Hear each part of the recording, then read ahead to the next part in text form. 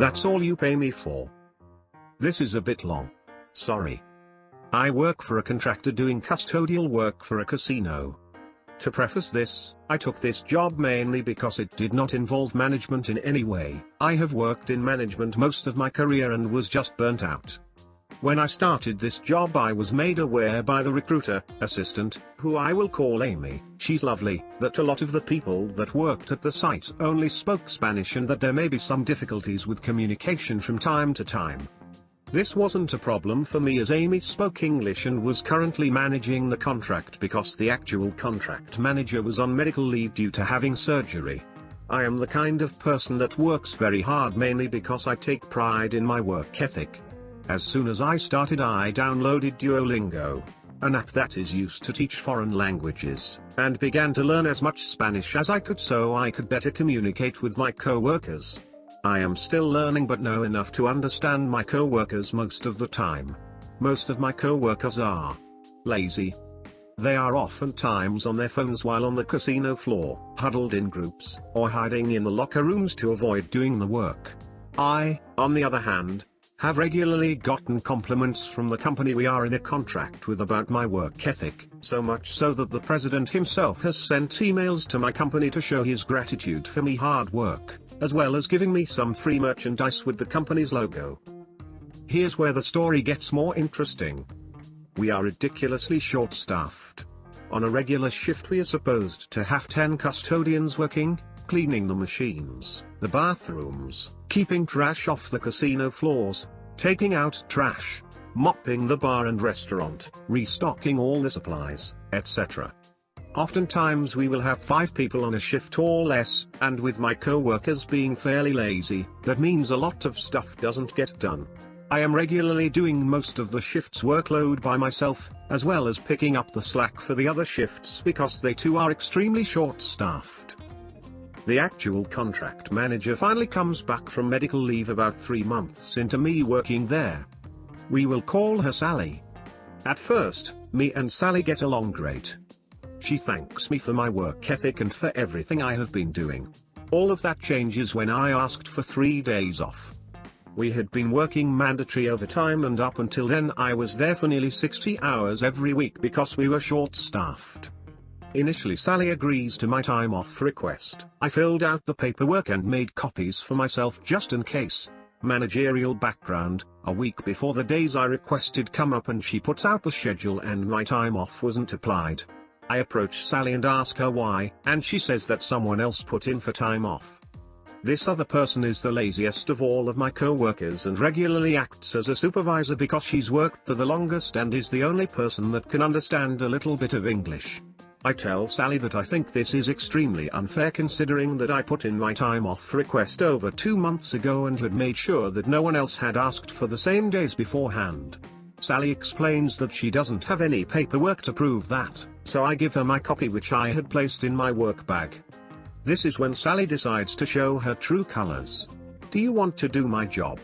Do you think you can manage this case better than I can? No. I don't pay you to come in here and argue with me. You aren't a manager. You aren't a supervisor. You are a janitor, that's it. That's all I pay you for. I keep what Sally said in mind and just keep my head down at work for a few months after this. At this point of my employment, Sally is getting in trouble by the higher-ups for the lack of employees and retention that is occurring at our site, as well as the company we work for not satisfied with her performance managing everyone. It's not really a secret as we have regional and district management coming in frequently to try and help get people hired and play peacekeepers between Sally and the casino CEO. Finally we are getting new people hired on thanks to a temp agency that was contracted in to help. A lot of the new hires only speak English. The others only speak Spanish. Other than the lazy co-worker who is now on a vacation. 3 weeks. The only person that can speak or understand both English and Spanish is me.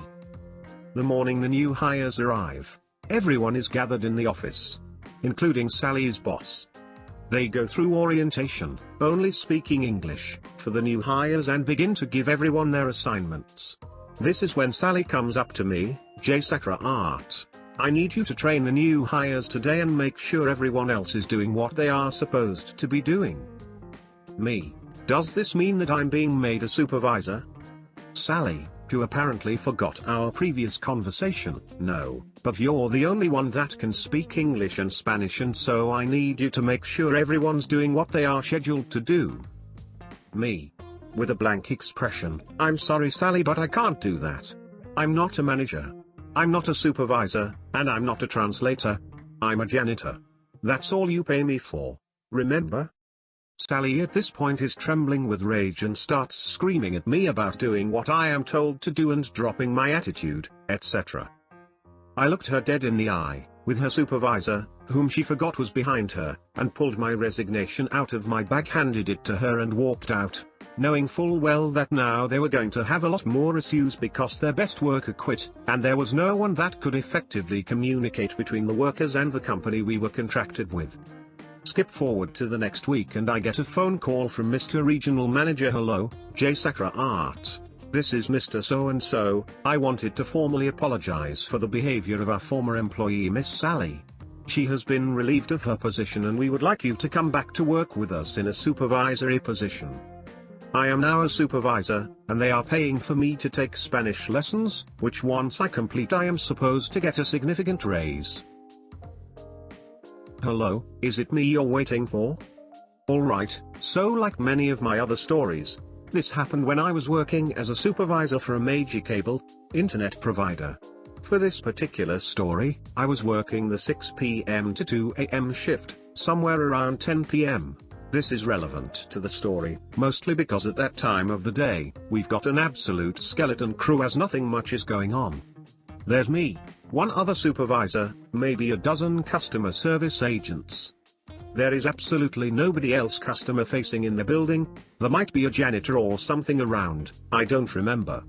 As the senior supervisor, I'm in charge for the night. If something super important comes up, it'll be dealt with by someone higher than me in the morning, and there's an emergency number for the building exploding or something. That kind of thing rarely happens. Okay, that's the relevant backstory. Here we go. I have a gentleman transferred to me that asked to speak to a supervisor because we wouldn't install cable at his house, until he paid the balance he had not paid on his previous account at a different address some months back. He wasn't currently a customer of ours. He owed us money before we'd let him be a customer again, and he was one of the biggest jerks I've ever talked to.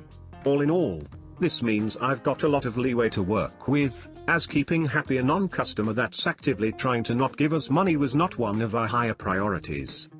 So, we don't need all the back and forth here. The first half of this was basically him trying to not pay us, me saying he needed to. Polite on my end, not remotely polite on his. He eventually asked to speak to my manager, and now we get to the fun part that I'll give you as best as I remember. Listen, let me talk to your manager. I'm not happy with your attitude. Right now.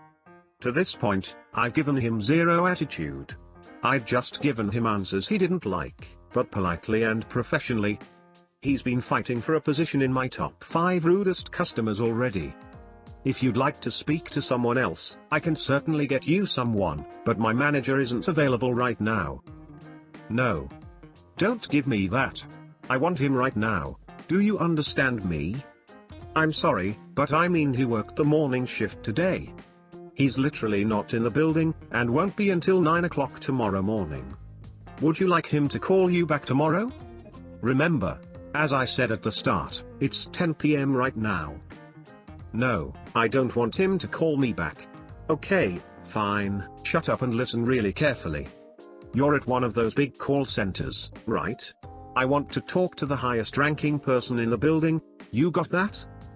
Well sir, currently the highest ranking person in the building is talking to an upset person on the phone. Were you reading the preamble? Do you see where this is going? Cough, technically the truth, cough. Then here's what we're going to do. I'm going to wait right here with you, until they're off the phone, and then I'm going to talk to them, you understand? I'm not waiting for someone to call me, I'm not waiting on hold, you're staying right here and don't talk to me until that call is over. Are we clear? Do you think you can handle that? Totally clear sir, I'll be right here being quiet.